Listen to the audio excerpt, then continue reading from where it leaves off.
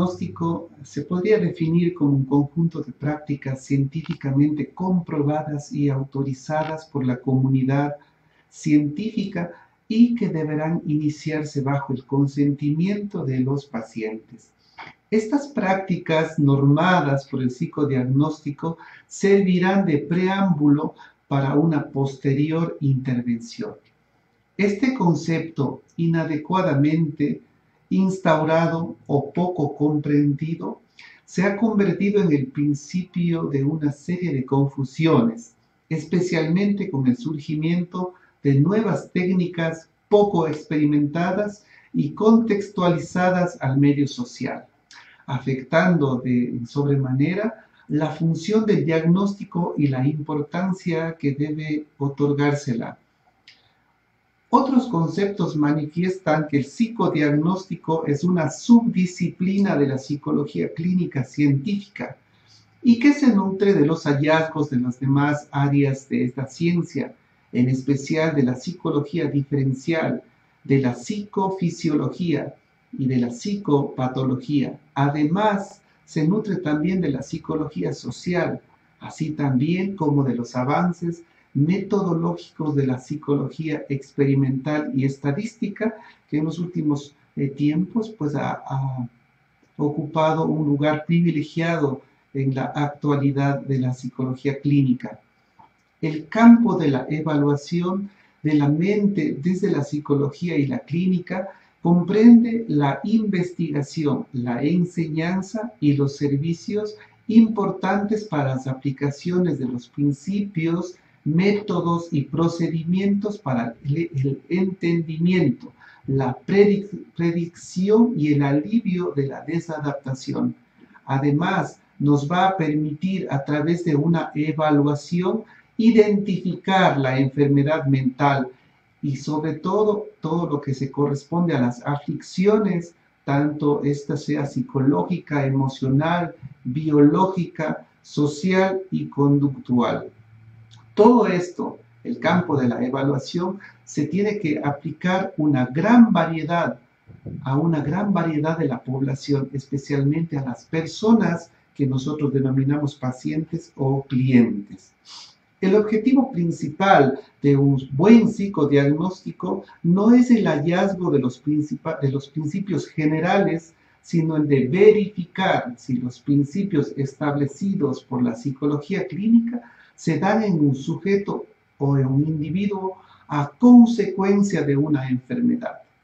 En fin, el psicodiagnóstico se inicia o se aplica en pacientes individuales previamente especificados y según la demanda explícita de cada uno de ellos. Esto como ideal. Sin embargo, por la extensión y por la amplia gama de utilización del psicodiagnóstico, también tiene una vital importancia y se puede o debe ser aplicado en grupos de personas.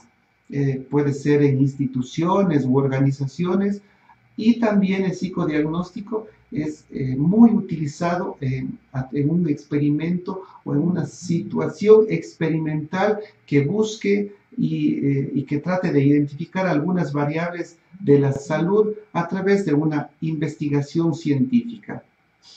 Hasta aquí he podido explicar que existen múltiples objetivos y áreas de aplicación para el psicodiagnóstico, pero en general se utiliza en toda tarea de evaluación, sobre todo al momento de evaluar las variables conductuales, psicosociales, psicológicas y ambientales, en las cuales se utilizan procedimientos de recogidas de información.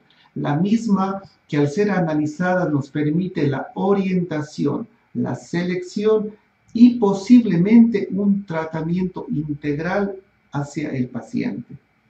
Siempre he manifestado a mis estudiantes que un buen psicodiagnóstico permitirá al profesional de la salud mental elaborar una planificación psicoterapéutica correcta que garantice la selección y la aplicación del método clínico en toda su dimensión y Además, este correcto psicodiagnóstico le permitirá escoger las técnicas que necesite respetando las diferencias individuales de cada paciente. En otras palabras, con un correcto psicodiagnóstico se espera alcanzar las siguientes competencias. La primera sería desarrollar las habilidades para efectuar un diagnóstico clínico, integrando los conocimientos teóricos adquiridos en otras asignaturas con la información recopilada en que durante la entrevista más las pruebas aplicadas.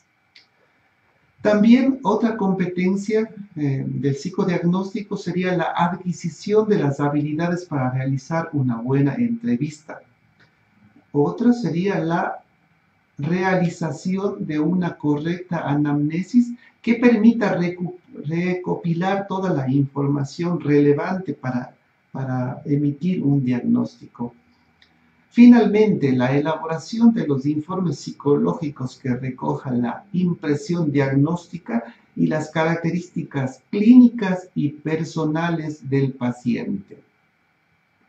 Es necesario abordar estos temas actuales porque se busca de alguna manera pues ayudar a que todos estos procesos que denominados clínicos, esos procesos dentro de la salud mental, se lleven bajo un orden, y este orden implica un proceso secuencial al momento de aplicar un correcto psicodiagnóstico, que iniciará con una entrevista, que iniciará con la recogida de datos de terceras personas, con datos de los familiares, de amigos, si es posible.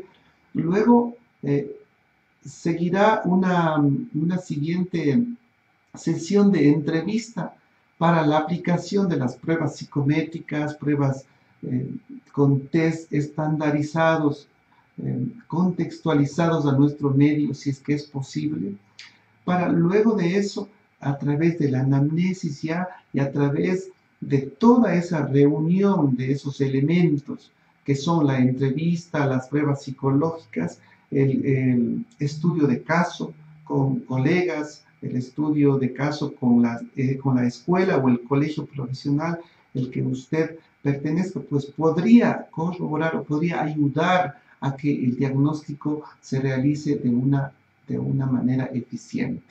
Recuerden ustedes que en la psicología el diagnóstico es muy difícil, es muy imperante.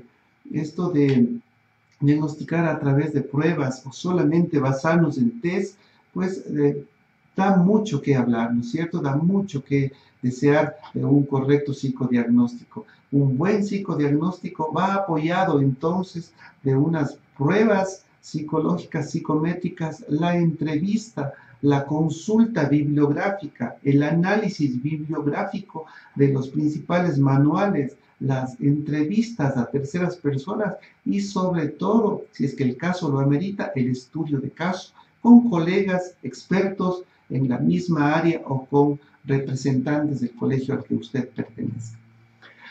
Por todo esto, queridos amigos, la importancia que reviste el psicodiagnóstico dentro de la ciencia psicológica, pretendo con este video corto exhortar a las buenas prácticas clínicas y a un trabajo ético y profesional en beneficio de nuestros pacientes.